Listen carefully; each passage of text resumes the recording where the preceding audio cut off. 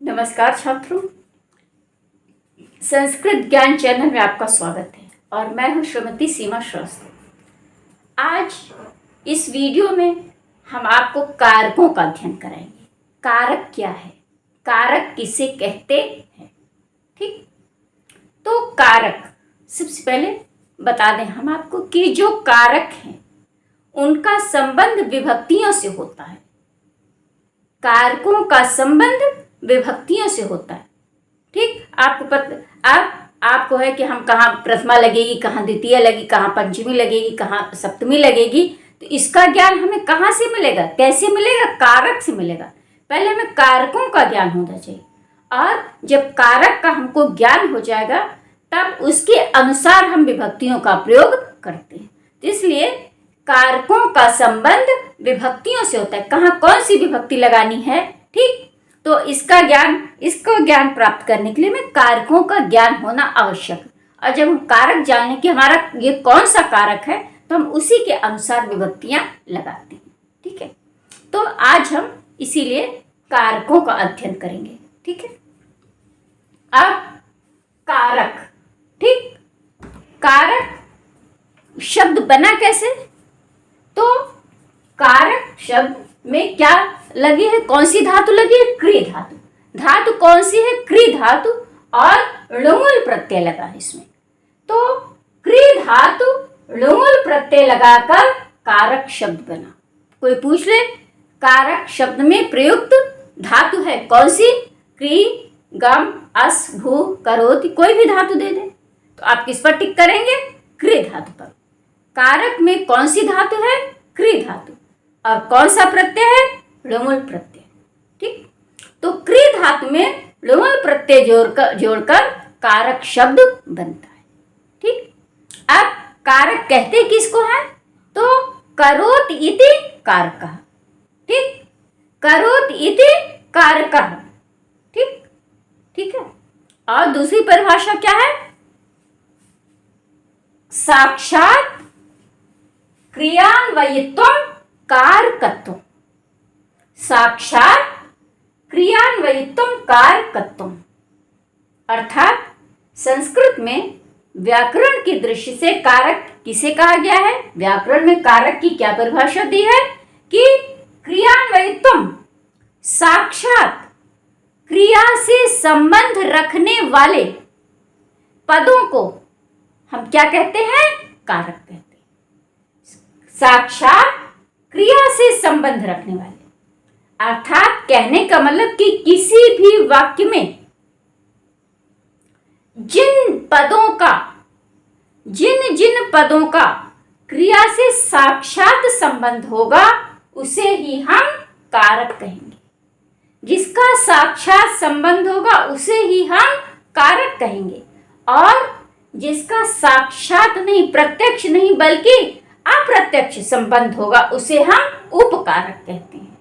ठीक है, तो क्रिया से साक्षात संबंध रखने वाले पदों को हम कारक कहते हैं। ये कारक की परिभाषा है व्याकरण की दृष्टि से।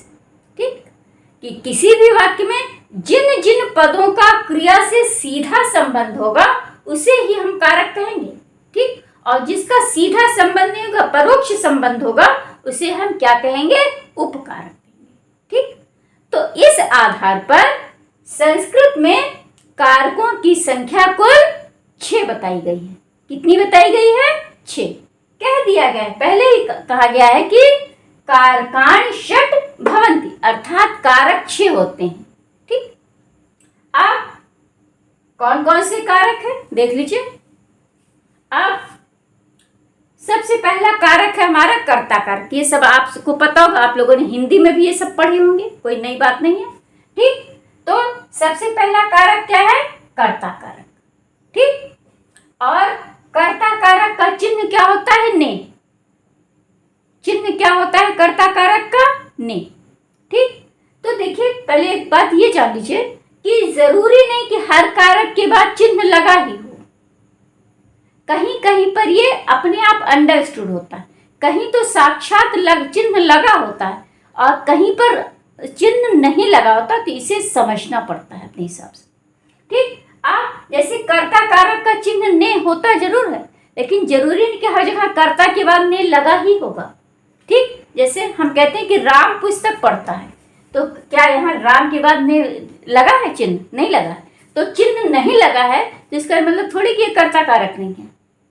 ठीक, तो जरूरी नहीं कि हर जगह चिन्ह लगा हो। ठीक है, कहीं पर होता है, कहीं पर नहीं होता, कहीं पर प्रत्यक्ष होता है, कहीं पर अप्रत्यक्ष होता है। ठीक, तो अब तो कर्ता कारक का चिन्ह क्या है? ने। तो अब कर्ता के बाद ने का चिन्ह का प्रयोग वहीं होगा जहां पर क्रिया हो चुकी होगी। जैसे राम ने पुस्तक पढ़ी, अब क्रिया हो चुकी है, इसलिए तब वहां पर ने का चिन्ह लगेगा, अदरवाइज कहीं भी ने का चिन्ह नहीं लगेगा। राम ने पुस्तक पढ़ता है ऐसा वाक्य नहीं होता। राम ने पुस्तक पढ़ेगा या राम ने जल लाओ ऐसा नहीं होगा, या राम ने पुस्तक पढ़नी चाहिए ऐसा कहीं। सिर्फ ने का प्रयोग कहाँ होगा? जब क्रिया हो चुकी होगी। तो राम ने खाना खाया, क्योंकि क्रिया हो चुकी है इसलिए वहां पर ने का प्रयोग लगा, बाकी और कहीं पर ने का प्रयोग नहीं हुआ। तो कर्ता कारक का चिन्ह क्या होता है? ने। और कर्ता कारक में कौन सी विभक्ति लगती है? हमेशा प्रथमा विभक्ति लगती है। ठीक, अब ठीक है, कर्म कारक का चिन्ह क्या होता है? को। ठीक, कर्म कारक का चिन्ह क्या होता है? को। अब जरूरी नहीं कि हर जगह को लगा ही हो। जैसे राम विद्यालय जाता है, तो राम विद्यालय जाता है माने राम विद्यालय को जाता है। ठीक, तो यहाँ पर को कहीं लगा होता है, कहीं नहीं लगा होता। तो लगा है तो ठीक है, नहीं लगा तो उसको समझना पड़ता है। हर कारकों की बात बता रहे हैं आपको कि कहीं पर चिन्ह प्रत्यक्ष है तो ठीक है, नहीं लगा तो उसको समझना पड़ता है। ठीक, तो कर्म का चिन्ह ज्यादातर को होता है। ठीक, और कर्म कारक में हमेशा द्वितीय विभक्ति लगती है, कर्मणि द्वितीय सूत्र है।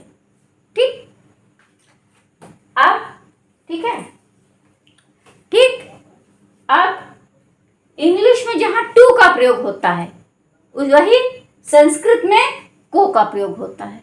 ठीक है, अब तीसरा कारक है हमारा क्या? करण कारक होता है। करण कारक का चिन्ह क्या होता है? से।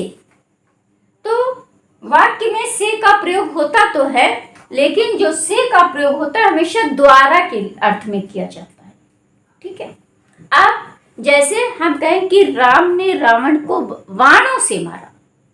ठीक है, तो वाणों की बात से लगा है, से लगा है, लेकिन से किस सेंस में, किस अर्थ में लगा है? द्वारा के अर्थ में। अर्थात राम ने रावण को वाणों के द्वारा मारा, वाणों द्वारा मारा। ठीक है, तो करण कारक का चिन्ह हमेशा से होता है और से का प्रयोग हमेशा द्वारा के अर्थ में होना चाहिए। और दूसरी चीज ध्यान देने की बात है कि साधन के रूप में जहां पर प्रयोग, और साधन भी कैसा? जो सबसे उपयुक्त साधन, अर्थात साधन तो कई हो सकते हैं। जैसे हमने उसको थप्पड़ से मारा, हमने उसको भूसे से मारा।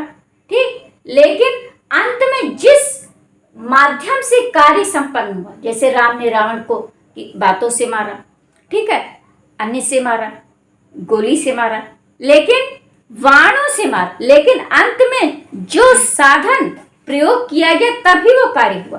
तो जो क्रिया का जो सबसे उपयुक्त साधन है, अर्थात जिस साधन से वो कार्य संपन्न हुआ, उसी की करण संज्ञा होगी, अन्य साधनों की नहीं। याद रखिएगा, जिस साधन, जब वो साधन प्रयोग किया गया तभी वो कार्य सफल हुआ, संपन्न हुआ, तो उसी साधन की करण संज्ञा होगी। जो अन्य साधन प्रयोग किए गए उसकी करण संज्ञा नहीं होगी, याद रखिएगा। ठीक है, तो करण कारक का चिन्ह इस प्रकार से होता है, और से का प्रयोग जहां पर द्वारा के अर्थ में किया, और जो सबसे उपयुक्त साधन हो, क्रिया की सिद्धि में जो सर्वाधिक उपयुक्त साधन हो, प्रयुक्त साधन हो, ठीक है, उसी की करण संज्ञा होती है, उसी को हम करण कारक कहते हैं। और करण कारक में हमेशा तृतीया विभक्ति का प्रयोग किया जाता है। ठीक है, अब इसके बाद इंग्लिश में इसके लिए बाय का प्रयोग किया जाता है। बाय, ठीक। अब इसके बाद चौथा कारक है हमारा क्या? संप्रदान कारक।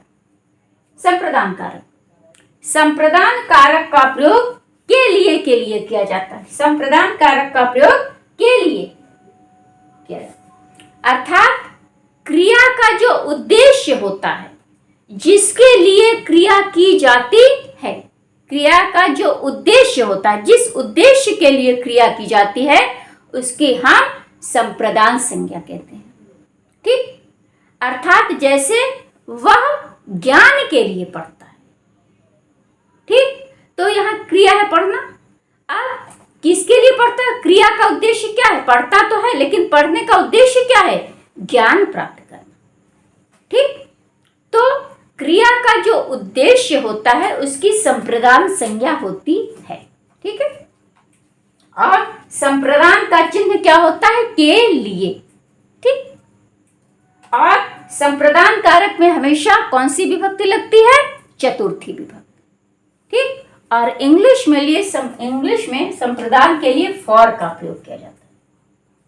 ठीक है, जिसके लिए इंग्लिश में फॉर का प्रयोग करते हैं उसी वही संस्कृत या हिंदी में के लिए है। ठीक, इसलिए आपको इंग्लिश में बता देते हैं कि जिन बच्चों को इंग्लिश का ज्ञान हो, ठीक, जो इंग्लिश के छात्र हों, वो उसको और आसानी से समझ लें, क्योंकि संस्कृत थोड़ी सी क्लिष्ट भाषा है। तो इसलिए जिसको इंग्लिश का ज्ञान है तो उसको वो जो है, इसलिए हम बता देते हैं कि वो इंग्लिश के माध्यम से इसको भी, इंग्लिश में जो चीज़ ये जिसको आप ये जानते हो वही चीज़ हिंदी संस्कृत में है, तो आपके लिए सुविधा हो जाएगी। और कोई कारण नहीं हमारा इंग्लिश में बताने का। ठीक ठीक, अब इसके बाद आता है कारक हमारा क्या? अपादान कारक। ठीक है, अपादान। अब अपादान का भी चिन्ह से होता है, लेकिन यहाँ पर अपादान कारक में से का प्रयोग अलगाव के लिए किया जाता है। ठीक, पार्थक्य के लिए क्या? ठीक है, जैसे पेड़ से पत्ते गिरते हैं, पेड़ से पत्ते गिरते हैं, अलगाव जहां पर पेड़ से पत्तों का अलगाव हुआ, पत्ते गिरते हैं, कहां से गिरते हैं? पेड़ से गिरते, तो पेड़ से पत्तों का अलगाव हुआ।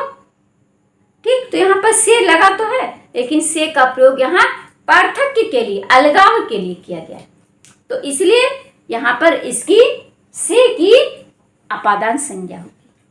और दूसरी चीज, अलगाव जो हमेशा के लिए हो, ठीक है ना, उसकी अपादान संज्ञा होगी।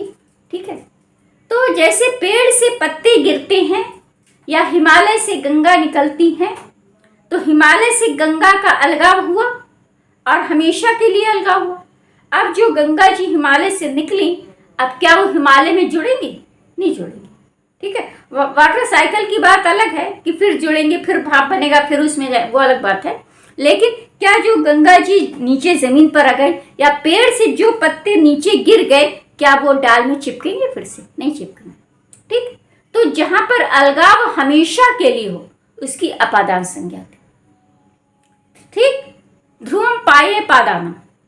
ठीक, लेकिन ठीक जो हमेशा के लिए अलगाव हो, ध्रुवम हमेशा के लिए, या अवधिभूत अलगाव हो थोड़े समय के लिए, उसकी भी अपादान संज्ञा। बाद में सिद्धांत कौमुदी में इसको स्पष्ट कर दिया गया कि वैसे तो कहा गया ध्रुवम पाये पादानम, ठीक, लेकिन कहा गया कि अवधिभूत अलगाव भी हो कहीं पर तो उसकी भी अपादान संज्ञा होगी, और वहां भी पंचमी लगेगी अपादान कारक के अनुसार, क्योंकि अपादान में पंचमी लगती है, हमने आपको पहले बता दिया लिख के, तो वहां भी पंचमी लगेगी। ठीक है, सूत्र में तो ध्रुवम पाये पादानम कहा गया, ठीक, लेकिन उसकी वृत्ति में, उसकी व्याख्या में अवधिभूत शब्द भी ले लिया गया कि वो अलगाव चाहे हमेशा के लिए हो या थोड़े समय के लिए हो, दोनों की अपादान संज्ञा होगी और दोनों में पंचमी लगेगी। जैसे राम घोड़े से गिरता, तो घोड़े से गिर गया, अब फिर घोड़े पे चढ़ के बैठ जाएगा। ठीक है, तो ऐसा नहीं कि उसकी अपादान संज्ञा नहीं होगी, उसकी भी अपादान संज्ञा होगी और उसमें भी पंचमी लगेगी। ठीक है, तो इस प्रकार से अपादान कारक का चिन्ह होता है से अलग होने के अर्थ में, पार्थक्य के अर्थ में, और अपादान कारक में पंचमी विभक्ति का प्रयोग किया जाता है। ठीक, और इसके लिए इंग्लिश में फ्रॉम शब्द है, फ्रॉम। ठीक, अब इसके बाद चूंकि संबंध कारक का चिन्ह, संबंध कारक का जो चिन्ह है वो होता है का की के, लेकिन संबंध कारक का चूंकि क्रिया से साक्षात संबंध नहीं होता इसलिए उसको कारकों में नहीं गिना गया, उसकी संख्या कारकों में नहीं गिनी गई। ठीक, उसका अनुवाद होगा जहां पे का की के का सेंस आएगा वहां पर का अनुवाद किया जाएगा, षष्ठी विभक्ति लगेगी, ऐसा नहीं कि षष्ठी का प्रयोग नहीं किया जाता। ठीक है, लेकिन उसको कारकों की संख्या में नहीं रखा गया, उसको कारकों की संख्या से बाहर कर दिया। ठीक है, तो अब संबंध को हम यहाँ पर नहीं रखा गया है, हमने नहीं रखा है क्योंकि संबंध को नहीं रखा गया। ठीक है, अब उसके बाद बारी आती है किसकी? अधिकरण कारक। कौन सा कारक है? अधिकरण कारक। ठीक, अब अधिकरण का चिन्ह में या पर होता है।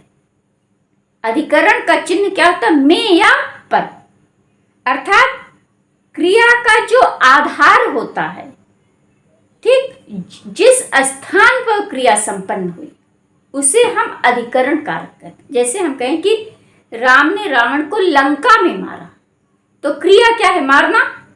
ठीक, अच्छा, कहाँ मारा? लंका में मारना। मारने की क्रिया कहाँ संपादित हुई? लंका में हुई, तो इसलिए लंका की अधिकरण संख्या होगी। ठीक है, और अधिकरण कारक में सप्तमी विभक्ति का प्रयोग किया जाता है। ठीक, और इंग्लिश में इसके लिए क्या है? इन, ऑन, अपॉन आदि का प्रयोग, इन, ऑन, अपॉन। ठीक है, जहां पर आप इसका प्रयोग करते हो इंग्लिश इन, ऑन, अपॉन का प्रयोग करते, वही जो है हिंदी या संस्कृत में अधिकरण कारक है। ठीक, और कारक को केस कहते हैं इंग्लिश में, सबको पता होगा, जो इंग्लिश के छात्र होंगे उनको पता होगा। ठीक है, तो अब इस प्रकार से हमने आपको सिर्फ कारकों की संख्या बताई, कारकों के नाम बताए, उनका चिन्ह बताया और उसमें प्रयुक्त होने वाली उससे संबंधित विभक्तियां बताई। अब हम इसके आगे एक, ठीक है, अब कारक आप पहचानेंगे कैसे? ठीक है, अब देखिए हम वैसे तो हमने आपको कारकों का बारे में बता दिया, कारकों का चिन्ह बता दिया, कारकों के बारे में समझा भी दिया, लेकिन यदि आपको कहीं कोई कंफ्यूजन हो तो आप कैसे समझेंगे कौन सा कारक है? मान लीजिए कहीं आपको कोई डाउट हो रहा हो, संशय हो रहा हो, तो उसको पहचानने का मैं आपको ट्रिक बता रहे हैं। ठीक है, कारक पहचानने का तरीका होता है। ठीक है, तो किसी भी वाक्य में जो क्रिया हो उससे पहले हमेशा आप, ठीक, कौन लगा दीजिए। ठीक, अब जैसे क्रिया है मारा, राम ने रावण को मारा, ये क्रिया है मान लीजिए। ठीक है, वाक्य है, वाक्य में क्रिया क्या है? मारा। ठीक, तो अब क्रिया से पहले कौन लगा दीजिए, क्रिया से पहले हमेशा कौन लगा दीजिए, कौन या किसने, कौन या किसने। ठीक है, ठीक है, अब तो जैसे क्रिया से पहले कौन लगा दीजिए या किसने लगा, जैसे मारा क्रिया, राम ने रावण को मारा, तो क्रिया है मारा, अब मारा से पहले कौन लगा दीजिए? किसने मारा? उत्तर मिला राम ने मारा, तो राम हो गया हमारा कर्ता। ठीक, अब देखिए, ठीक है, राम। ठीक है, किसने मारा? राम ने मारा। ठीक, और फिर क्रिया से पहले, ठीक, क्रिया से पहले किसको लगा दीजिए? किसको मारा? ठीक, किसको मारा? उत्तर मिला रावण को मारा, तो क्रिया से पहले किसको लगा दी? किसको मारा? रावण को मारा, तो क्रिया से पहले किसको लगा दीजिए, जो उत्तर मिलेगा वो आपका कर्म कारक हो जाए। किसने मारा? वो उत्तर मिला आपका कर्ता कारक हो गया। क्रिया से पहले किसको लगा दीजिए? किसको मारा, जो उत्तर मिला वो आपको आपका कर्म कारक हो गया। ठीक, और क्रिया से पहले कैसे लगा दीजिए, कैसे मारा, ठीक, कैसे मारा, ठीक है।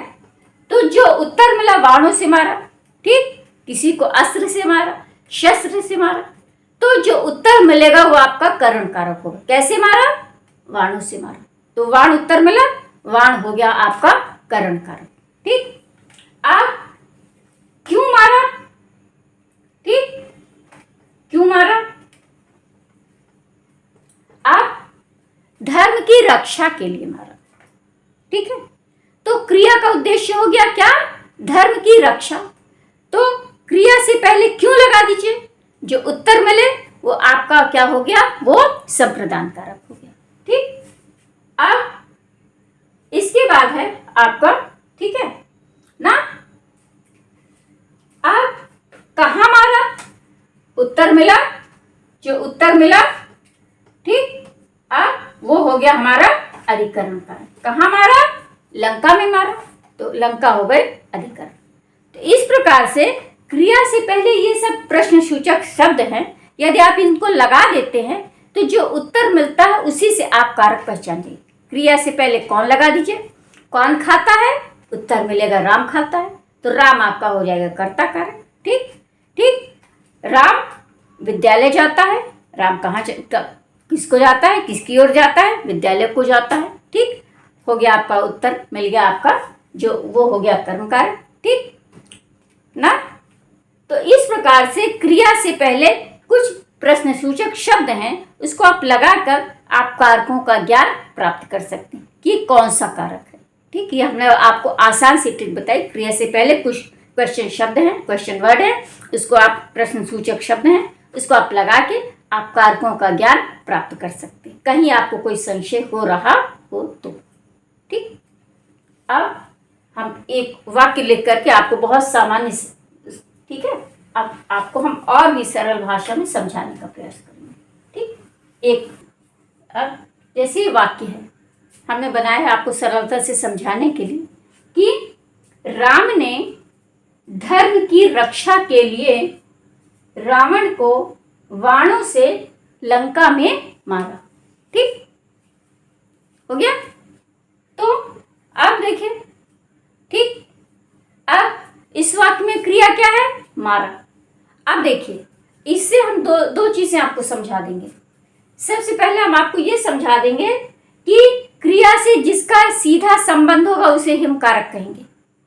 इससे हम आपको कारक भी समझा देंगे कि क्रिया से साक्षात संबंध रखने वाले पदों को कारक कहते हैं। तो इससे हम दो चीज समझाने का प्रयास करेंगे कि कारक कौन कौन से होते हैं, 6 कारक, किसका सीधा संबंध है क्रिया से।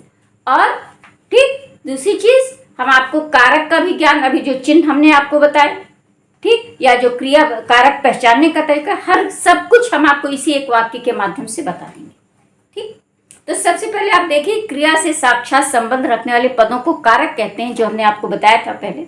अब उसी को हम इस उदाहरण से आपको सिद्ध भी कर देंगे, ठीक। कह रहे हैं कि क्रिया से जिसका साक्षात संबंध उसे हम कारक कहें, ये कारक की परिभाषा है। अब देखिए इस वाक्य में क्रिया क्या है, मारा, मारना क्रिया है, मारा। अब किसने मारा, राम ने मारा, क्रिया से सीधा संबंध है, किसने मारा, राम ने मारा, क्रिया से संबंध है, इसलिए राम हो गया कारक हो गया। अब कौन सा कारक हो गया, किसने, हमने बताया था क्रिया से पहले हमेशा कौन या किसने लगा दी, जो उत्तर मिल जाए वो आपका कर्ता कारक होता है, ठीक।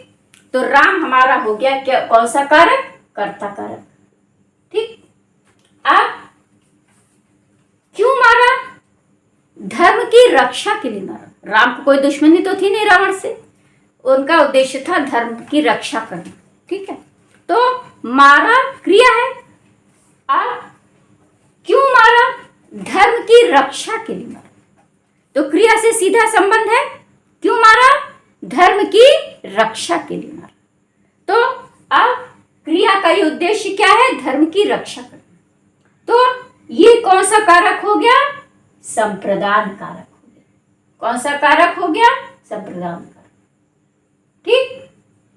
और क्रिया से पहले क्यों मारा, तो उत्तर मिला धर्म की रक्षा के लिए, ठीक। तो ये हो गया हमारा संप्रदान कारक। अब इसके बाद है किसको मारा, ठीक, किसको मारा, उत्तर मिला रावण को मारा। तो ये हमारा हो गया कौन सा कारक, कर्म कारक, और इसका सीधा संबंध है क्रिया से।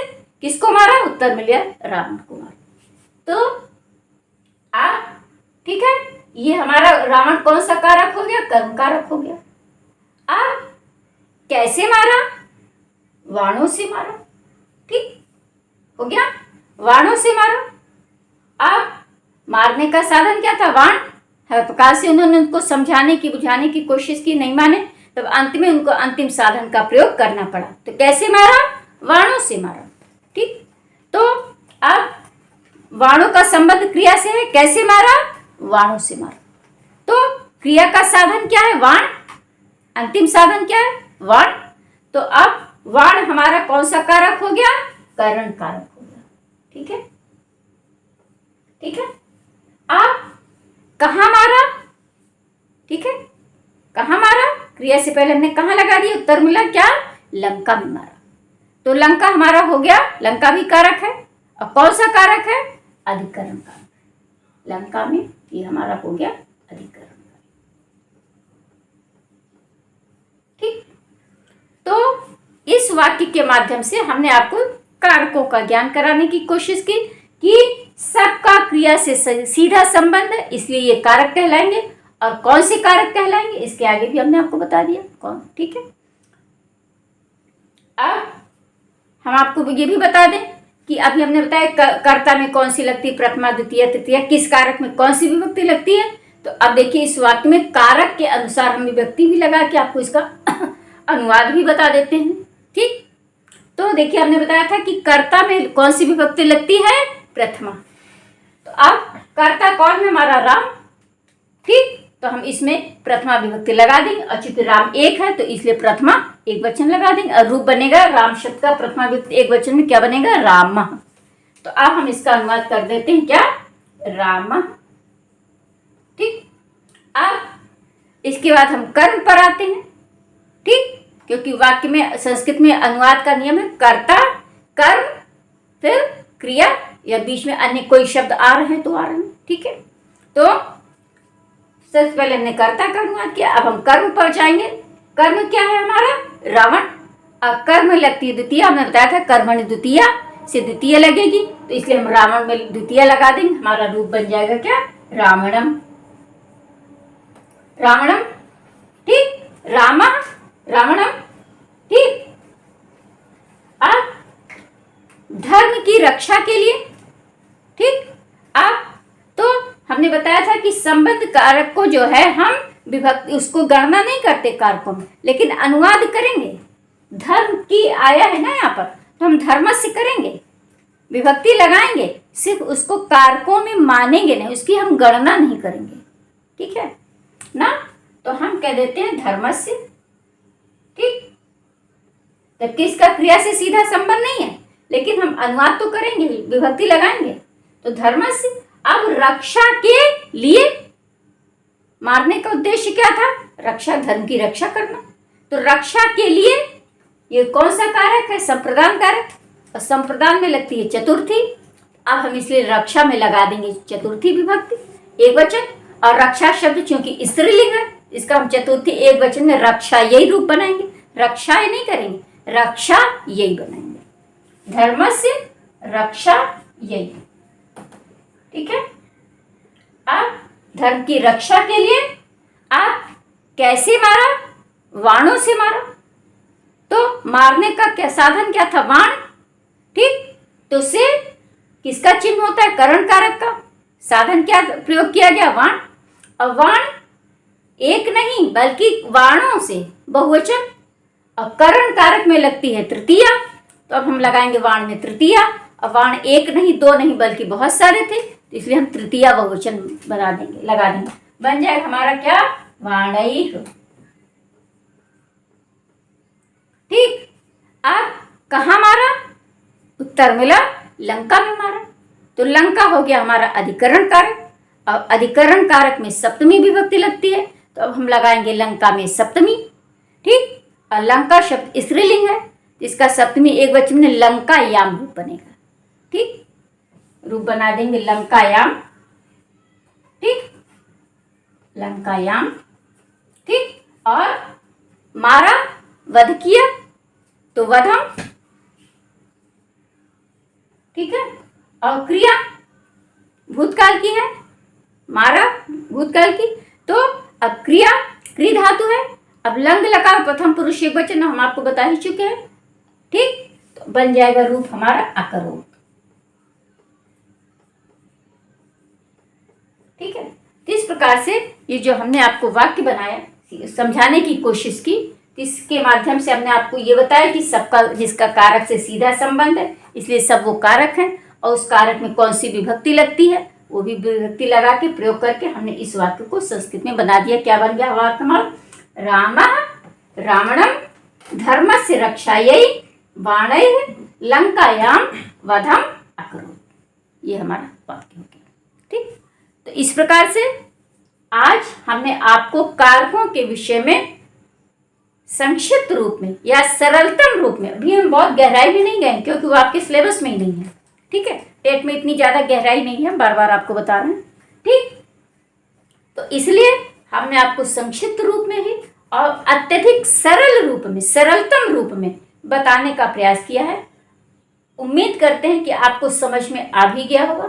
ठीक, उसको आप हमारे वीडियो को आप देखें, सुने, समझें, इससे कुछ ग्रहण करें। ठीक, और कोई आपको दिक्कत आई तो कमेंट बॉक्स में लिखें। ठीक है, और इससे पहले के हमारे जो सारे वीडियोस हैं जो पड़े हुए, सारे पूरे चैप्टर वाइज सारे वीडियोस पड़े हुए हैं, तो उसको आप प्लेलिस्ट क्लिक करके दबा के आप उसके सारे वीडियोस आपको जो भी चाहिए, ठीक, जो भी ग्रामर में टॉपिक चाहिए सब उस पर पड़े हुए, आप उससे देख सकते हैं, उस पर लाभ उठा सकते हैं। ठीक है, तो उम्मीद करते हैं कि ये चीज़ हमें आप पसंद आई होगी, हमारी ये चीज़ आपको। और अब हम आपसे विदा लेते हैं। ठीक, अब इसके बाद हम यहीं पर समाप्त करके आज विदा लेते हैं।